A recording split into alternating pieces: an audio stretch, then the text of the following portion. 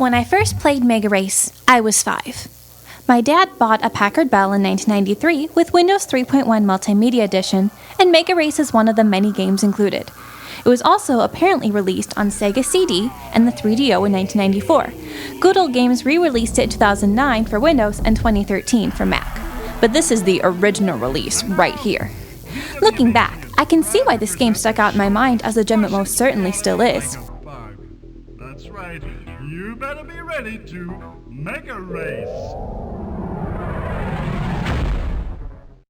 Sure, the game is your standard racing game. Pick a car, race opponents, hit power-ups on the road, come in first place. But did I mention you have to blow your opponents up? You see, for what it was, Megarace had an insanely well-crafted backstory, narrated by a TV personality named Lance Boyle.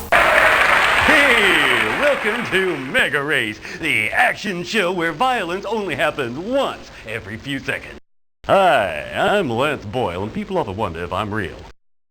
Do you ever wonder what it's like to race a real high-performance sports car? You know, like the ones those punk speed gangs drive on the freeways? Those guys really think they rule the road, right? I mean, where do they get off intimidating law-abiding citizens and taxpayers? You know what I mean? And you know something else? You are absolutely right. So you say somebody ought to do something about them criminal highway gangs. And VWBT says, oh yeah? Well, why don't you do something, Mr. Big Mouth?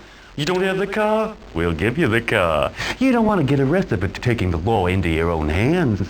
Not a problem. You know why? Because it ain't real. It's a whole lot better than real, baby. It's virtual television, reality's worst nightmare. And he was well thought out, too.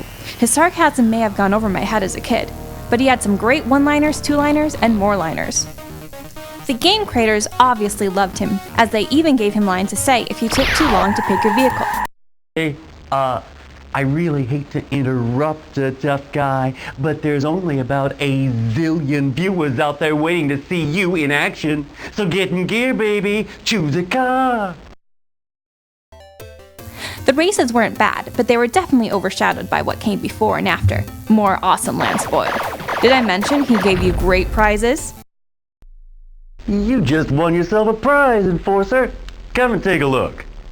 Say, I'd go for one of these myself if I didn't already have a box full.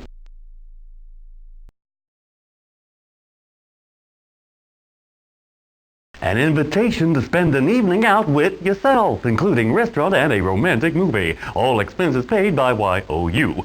Do I hear wedding bells? I'm not saying the races were bad or anything. It's certainly fun to crush your opponents, literally. Well, virtually. We are playing on a virtual racetrack after all. You have a number of cars to pick from, which increase as you beat the gang bosses. Each one has a slightly different HUD to display info. You get more points by filling up the thrill meter, and you fill up the thrill meter by blowing up other cars. Your other 3 meters are speed, ammo, and damage, which are in different places and even different orders depending on what car you play. Speed won't fill up without hitting boosts, and you have to be pretty exact to hit them. Ammo never recovers after you use it, and damage hitting 0 means that you're the one who blows up. In order to blow up the other cars, you have to fire at them, which uses ammo, or you get next to them and smash them into a wall, which damages you. It's a race against your own demise, but it's not that dire. As long as you're smart about when you fire, you'll rarely run out of ammo, and if you do, you definitely have a few slams in you. The only unfortunate thing is that there's no stats on the cars, so you don't know until you go into the race how much your vehicle does or does not suck. There are 14 levels, each of which you play twice to beat the game, once on Novice, and then once you've gone through them all, once again on Hard. There's no free mode or stage select, so if you want to go back and play a track, you'd better have saved beforehand. But after I had played a few tracks, I came to realize something. I wasn't playing for the racing. I was playing for Lance Boyle. I wanted to show him I could win, so I won for Lance Boyle. Seriously, that actor needs an award or something. There are apparently sequels and even a reboot in development, all which feature Lance Boyle. You have no idea how happy this makes me. For its time, this was a unique game with lots of both live action and pre-rendered footage, but the possibilities of what could come in the reboot? Many games nowadays have both of these features, so it will be interesting to see what they'll do with it. In any case, now I've shared when I first played Megarace. When did you?